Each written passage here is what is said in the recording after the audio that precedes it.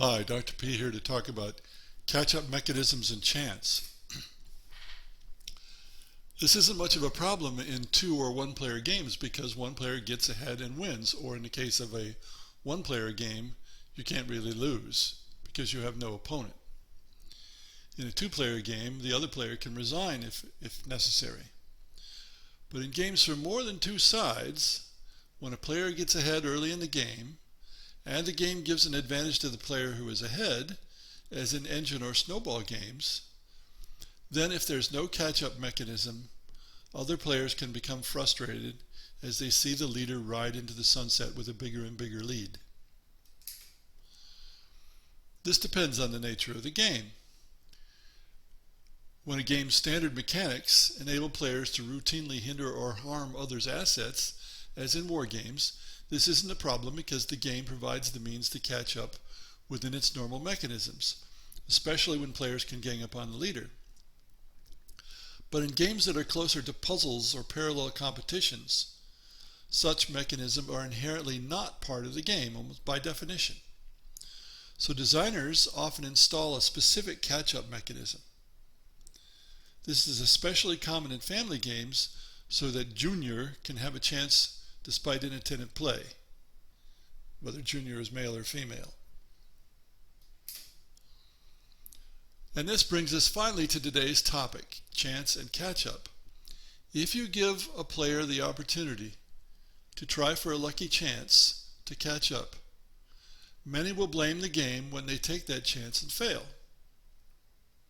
And yet the chance can't be very large, or people would rather be behind than ahead. Decades ago, this would have been much less common, this annoyance with the game, but moderns have been taught, one, to avoid responsibility for their own actions, and two, to blame someone or something else. So they'll take foolish chances, then blame something if those chances don't come through. And the obvious something to blame is the game. Now, this is a little like the people who made stupid or unwise mortgage borrowing choices in the USA and who then blamed everyone but themselves and asked for a government bailout and got it. Or compare this with building houses where it's going to flood in the southeast coast of the USA, where hurricanes are inevitable. Compare that with recovery mechanisms that depend on chance and games. Now, in the case of building these houses, the government foolishly provides flood insurance to those house builders because normal insurance companies won't. Players expect the game to provide insurance against the player's risky choices.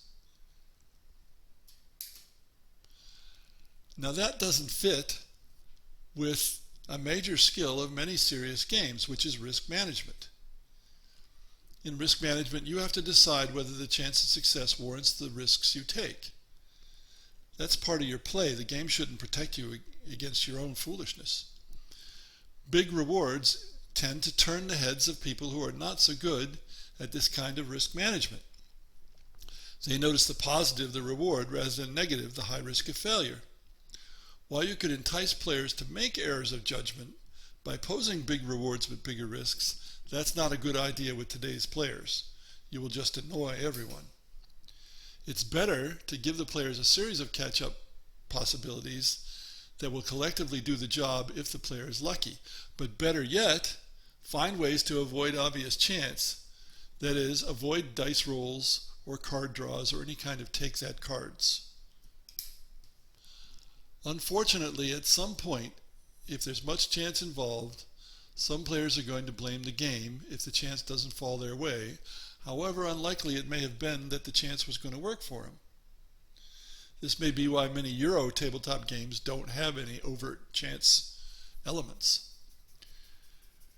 Now, I don't use specific catch-up mechanisms in games, but then I don't design puzzle-like games. I design something closer to war games where there's a lot of interaction between the players, and there are ways then within the normal mechanisms of the game for the players to pull back a leader or catch up with a leader, however way you want to look at it.